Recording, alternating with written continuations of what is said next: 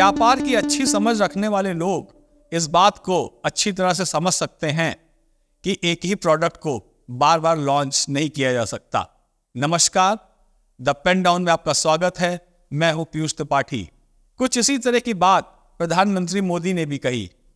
PM Modi ने सोमवार को कहा कि कुछ लोग एक ही प्रोडक्ट को बार बार लॉन्च करने की कोशिश कर रहे हैं, जिसकी वजह से उनकी दुकान ही बंद हो गई है।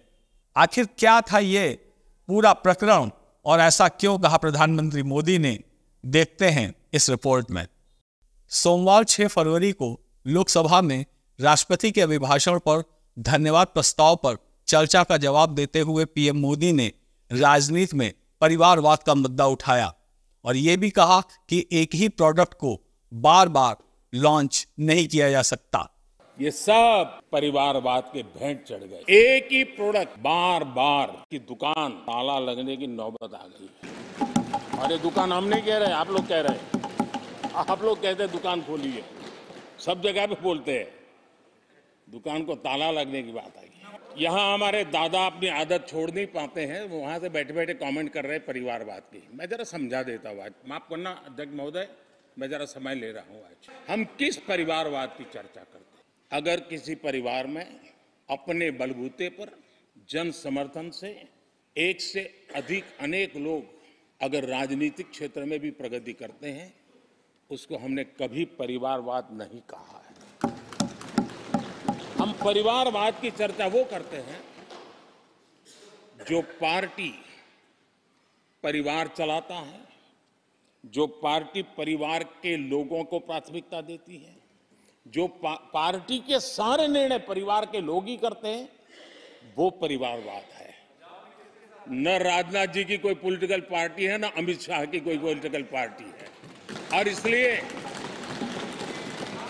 जहां एक परिवार को पार्टियां लिखी जाती हैं, वो लोकतंत्र में उचित नहीं है।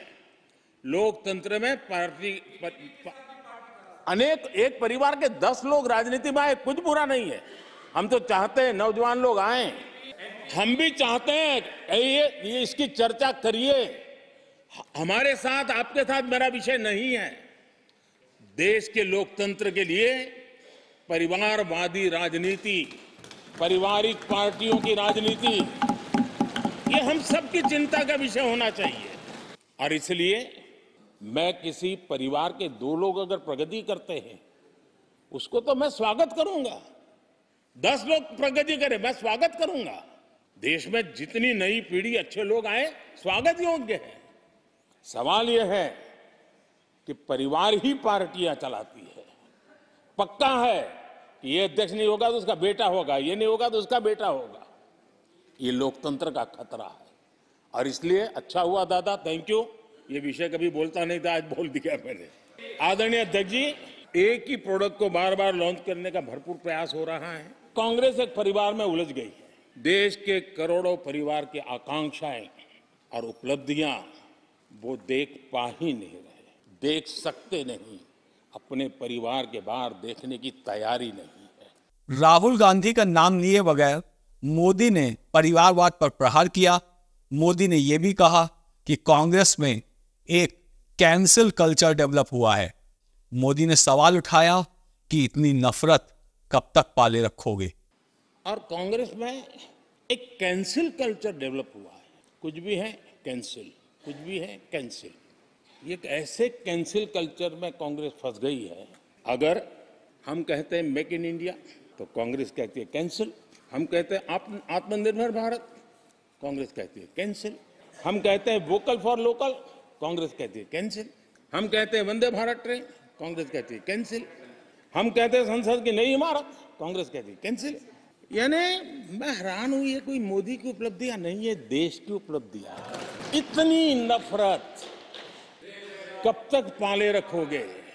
और उसके कारण देश की सफलताएं, देश के अचीवमेंट, उसको भी कैंसिल करके आप बैठ गए। विपक्ष के शोरगुल के बीच मोदी ने आगे कहा कि भारत आने वाले समय में दुनिया की तीसरी सबसे बड़ी ताकत बनेगा और ये मोदी की गारंटी है। इन सारे 10 साल के कार्यकाल के अनुभव के आधार पर आज की मजबूत अर्थव्यवस्था को देखते हुए जिस तेज गति से भारत विकास कर रहा है उसकी बारीकियों को जानते हुए मैं विश्वास से कहता हूं, और इसीलिए मैंने कहा है कि हमारे तीसरे टर्म में भारत दुनिया की तीसरी बड़ी आर्थिक ताकत बनेगा, और ये मोदी की गारंटी है। मोदी ने कांग्रेस का नाम लिए बगैर कहा कि 2014 में जो लोग सत्ता में थे वो विश्व में भारत की अर्थव्यवस्था के 11वें नंबर पर होने का ही गुणगान करते थे। पीएम मोदी ने कहा कि अब नई सरकार आने में महज 100-125 दिन का वक्त बचा है और जो नई सरकार आएगी वो भारत को दुनिया में तीसरी महाशक्ति बनाने के लिए काम करेगी। मोदी ने यह उम्मीद भी जताई कि भाजपा इस बार 370 और एनडीए 400 के पार जाएगी। आप हमारे चैनल द पेन डाउन को इसी तरह अपना सपोर्ट देते रहें, हमें लाइक भी करें और सब्सक्राइब भी करें। धन्यवाद।